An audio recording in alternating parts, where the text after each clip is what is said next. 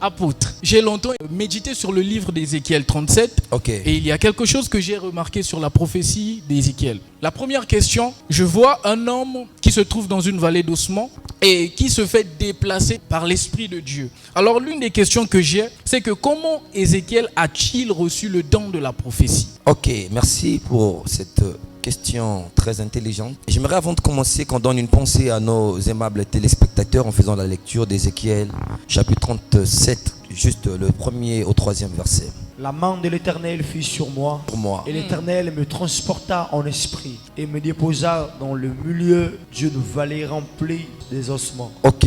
Il me fit passer auprès d'eux tout autour et voici ils étaient fort nombreux à la surface de la vallée. Ils étaient complètement secs. Il me dit, fils de l'homme, ces os pourront-ils revivre? Je répondis, Seigneur éternel, tu le sais. Amen. Amen. Je reviens sur votre question, excellent journaliste. Vous avez parlé de comment est-ce que Ézéchiel a reçu le don de la prophétie. Permettez-moi de dire qu'il y a une grande différence entre le don de la prophétie et le mandat de la prophétie. Ainsi, quelqu'un comme Ézéchiel, il est allé au-delà du don prophétique. Je pense que Ézéchiel avait un mandat prophétique. Les dons prophétiques sont des choses que Dieu met en nous. Ce sont des capacités divines que Dieu dépose dans des êtres humains. Et généralement, on ne prie pas pour avoir un don. Et toutefois, quand vous vous dites que je dois entrer en prière pour avoir un don de vision, de songe, de prophétie, ça n'existe pas. On prie pour activer les dons, mais on ne prie pas pour recevoir les dons. Yes.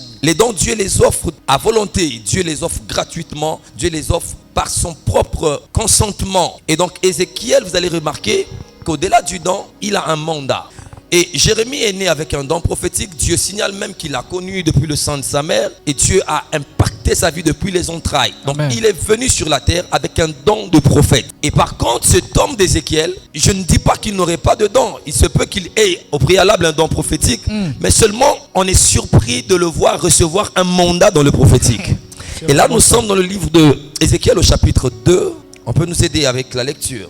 Ézéchiel chapitre 2, le premier et le deuxième verset. Ézéchiel 2, il me dit, fils de l'homme, tiens-toi sur tes pieds. Tiens-toi sur tes pieds. Et je te parlerai. Ok. Dès qu'il m'eut adressé ces mots, l'esprit entra en moi. Ok. Et il me fit tenir sur mes pieds. Ok. Et j'entendis celui qui me parlait. Il me dit, fils de l'homme, je t'envoie vers les enfants d'Israël. Vous voyez, le prophétique d'Ézéchiel est un mandat. Le mandat, c'est une mission. Le mandat, c'est un pouvoir délivré par une autorité supérieure pour. Donc le mandat, c'est l'ordre de faire. Yes. Ainsi, Ézéchiel, au-delà d'avoir le don de prophétiser, il a l'ordre de prophétiser. Yes. My God. Donc ce n'est pas d'abord quelqu'un qui a un don, c'est quelqu'un qui a un mandat parce qu'il était quelque part et Dieu l'a soulevé, Dieu l'a obligé de parler. Allez-y, et apôtre. même dans cette génération, il y a des gens qui prophétisent par don parce qu'ils ont la capacité divine de voir et de percevoir. Mais il y a d'autres qui prophétisent par mandat parce qu'ils ont été établis pour parler. Et donc Ézéchiel, j'aimerais qu'on marque cette différence entre le don et le mandat ou encore le ministère prophétique. Et celui qui a le mandat, c'est-à-dire Dieu l'a équipé pour parler. Amen. Dieu l'a donné un ordre, un mandat d'annoncer des mystères. Et ainsi, cette personne, il est accompagné de l'ordre de sa mission. Yes. Ainsi, dans le monde spirituel, il est reconnu autrement, différemment de celui qui n'a qu'un don. Parce que le don, c'est ce que Dieu vous a donné. Le don, ce n'est pas un ordre de donner aux autres. Le don, c'est ce que vous recevez. Mais la capacité de transmettre exige un mandat.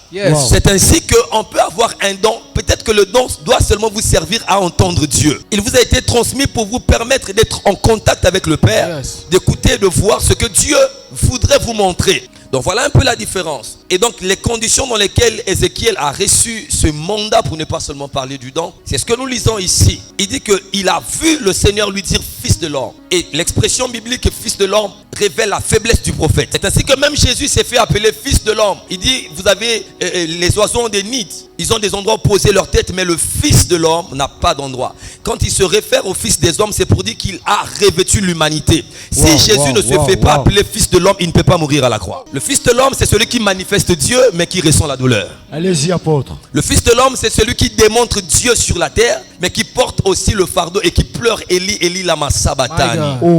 Et il dit que la voix lui a dit, fils de l'homme, tiens-toi sur tes pieds. Et la voix, il dit, l'esprit du Seigneur est entré. Il dit, le Seigneur est entré en lui. Wow. Et le don de la prophétie se communique comme ça. C'est l'Esprit de Dieu qui entre en toi. C'est l'infiltration de ce qu'on appelle le don exactement, qui entre en vous et ça commence à produire en vous une nature de sensibilité spirituelle, des opérations spirituelles, ce qui tend vers le prophétique. Il n'a pas cherché cela, mais c'est entré en lui. Dans deux formes, c'est entré comme un don. Donc l'esprit est entré en lui, mais on l'a soulevé et obligé d'aller parler. Et là, c'est le mandat prophétique. Je vous remercie.